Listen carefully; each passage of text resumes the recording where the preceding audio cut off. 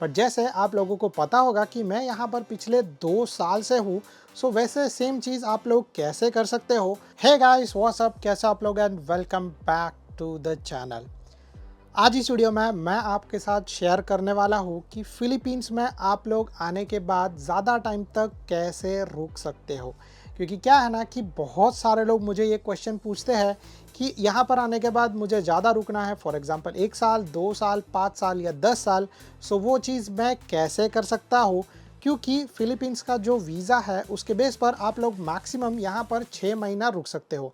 But जैसे आप लोगों को पता होगा कि मैं यहाँ पर पिछले 2 साल से हूँ, सो वैसे सेम चीज़ आप लोग कैसे कर सकते हो, उसके बारे में सारी की सारी इन फुल डिटेल्स मैं इस वीडियो के अंदर शेयर करने वाला हूँ। तो ये वीडियो पूरा देखना and please do like and subscribe to our channel. तो सबसे पहले, अगर आप लोगों को यहाँ पर फिलीपींस में आना है और ज़्यादा रुकने का प्लान है, तो आप लोगों को एक चीज़ लगेगा और वो है आप लोगों को फिलीपींस का स्टिकर वीज़ा लेना पड़ेगा। अगर आप लोगों के पास कोई भी और तरीके का वीज़ा है या फिर कोई भी और तरीके के वीज़ा के बेस पर आप लोग यहाँ पर आते हो, सो आप लोग यहाँ पर जो है वो मिनिमम से मिनिमम जो है वो 14 डेज़ या फिर जो है वो 21 डेज़ उतना ही रुक सकते हो।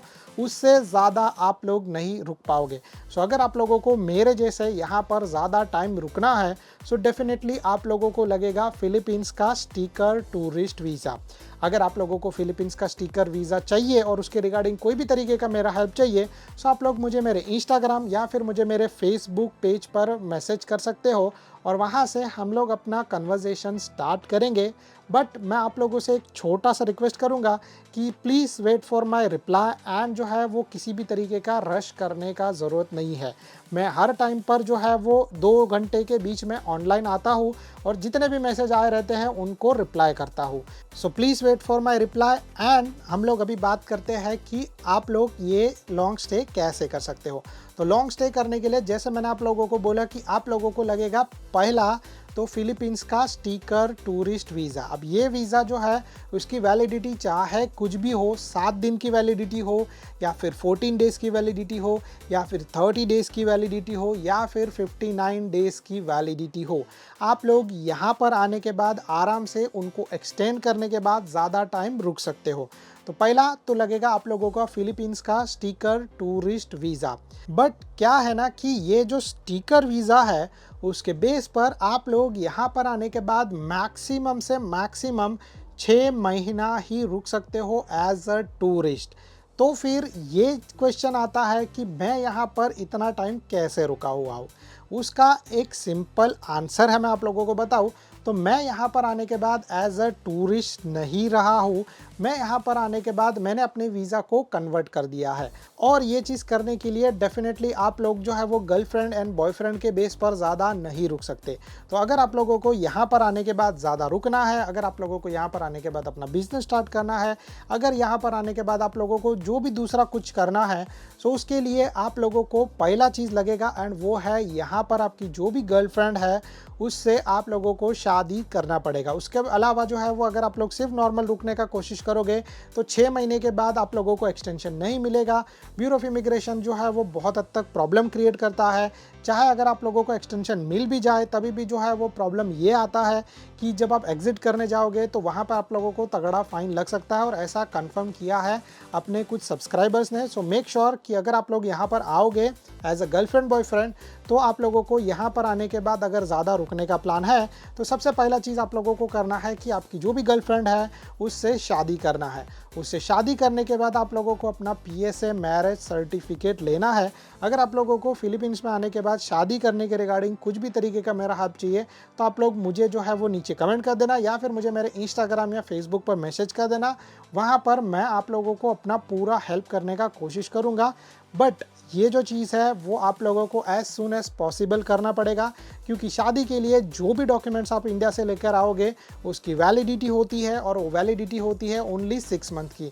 और अगर 6 महीना क्रॉस हो गया सो डेफिनेटली आप लोगों को वापस इंडिया जाना पड़ेगा, वीज़ा लेना पड़ेगा, वापस जो है वो सारे डॉक्यूमेंट्स अरेंज करने पड़ेंगे और फिर उसके बाद यहाँ पर आना पड़ेगा। तो शादी करने के बाद आप लोग जो है वो यहाँ पर रह सकते हो ज़्यादा और उसके बेस पर आप लोग यहाँ पर स्पाउस वीज़ा ले सकते हो या फिर टीआरवी वीज़ा ले सकते हो और आप आराम से यहाँ पर फिलीपींस में ज़्यादा रुक सकते हो। जैसे मैं अगर आप लोगों को अपना एग्जांपल बताऊँ तो मैं यहाँ पर पहले आया था इन सितंबर 2022। उसके बाद जो है वो 6 महीने तक मैं यहाँ पर रुका था एज अ टूरिस्ट। फिर उसके बाद जो है मैंने अपने इस वीज़ा को कन्वर्ट करवा दिया इनटू टीआरवी और फिर टीआरवी वीज़ा लेने के बाद 1 साल तक मैं यहाँ पर रुका था और उसके बाद मेरे वीज़ा का प्रोसेस अगेन स्टार्ट है, जिसके बाद मुझे जो है वो ये वीज़ा मिलेगा। बट इसके रिलेटेड फुल डिटेल वाला वीडियो जल्दी ही आने वाला है, तो स्टे ट्यून फॉर दैट कि टीआरवी वीज़ा कैसे लिया जाए, उसके लिए लेटेस्ट डॉक्यूमेंट्स रिक्वायरमेंट कौन से हैं, कितना फ़ीस आप लोगों को पे करना पड़ेगा, कितना ड्यूरेशन के लिए आप लोगों को ये वीज़ा मिलेगा, फुल डिटेल वाला वीडियो आएगा। But stay tune for that.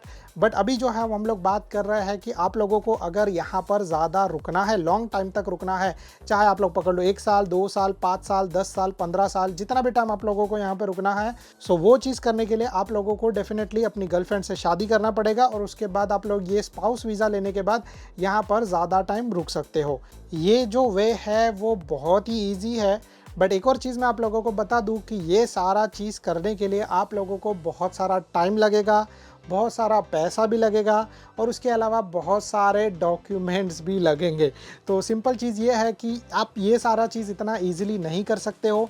अगर आप लोगों को ये सारा चीज़ करना है तो आप लोगों को उसके लिए ये बहुत सारे डॉक्यूमेंट्स लगेंगे, बहुत सारा पैसा भी लगेगा और बहुत सारे जो है वो आप लोगों को टाइम भी लगेगा। मतलब बहुत टाइम, मतलब कम से कम ये चीज़ प्रोसेस करने के लिए 3 से 4 महीने का टाइम लगता है।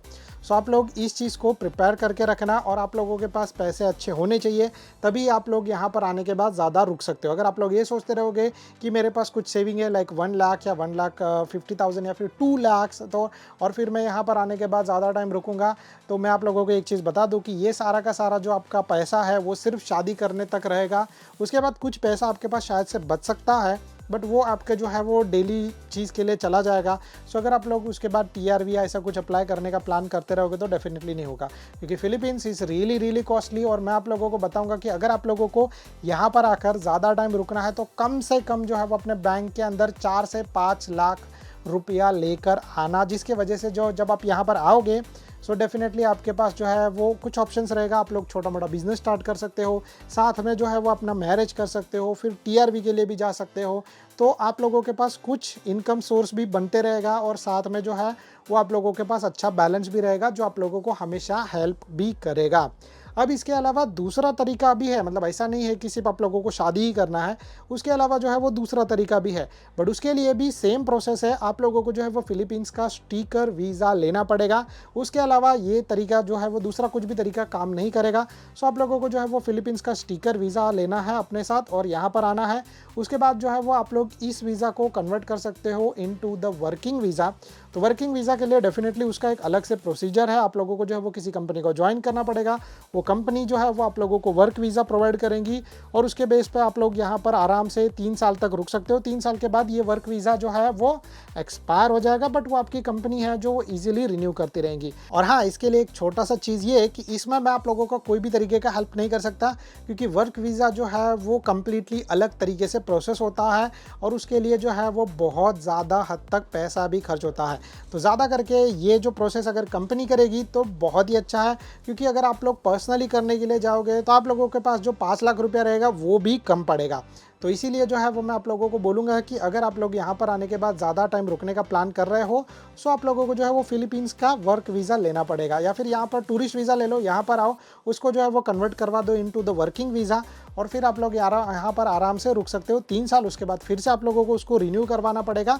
एंड ये एक तरीके से जो है वो ये 2 वेज है जिसके वजह से आप लोग यहाँ पर ज़्यादा टाइम तक रुक सकते हो। आप लोग बिज़नेस वीज़ा लेने के बाद भी यहाँ पर आ सकते हो, बट बिज़नेस वीज़ा जो है वो इतना ज़्यादा टाइम तक नहीं मिलता है। आप लोगों को डेफिनेटली या तो स्पाउस वीज़ा के लिए जाना पड़ेगा या तो जो है आप लोगों को बिज़नेस वीज़ा के लिए वर्किंग वीज़ा के लिए जाना पड़ेगा।